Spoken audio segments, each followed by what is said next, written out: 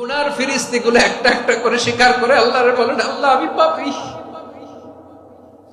আল্লাহ আমার চেয়ে বড় পাপী এই দুনিয়াতে কেউ নাই, আকাশের নিচে জমিনের উপরে আমার চেয়ে বড় পাপী কেউ নাই।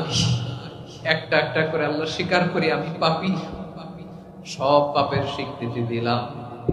পৃথিবী না জানুক আমি তো জানি, আমি কি পাপ করেছি, হায় আমার পাপের করলে বিচার, বাঁচার আমার নাই উপায়।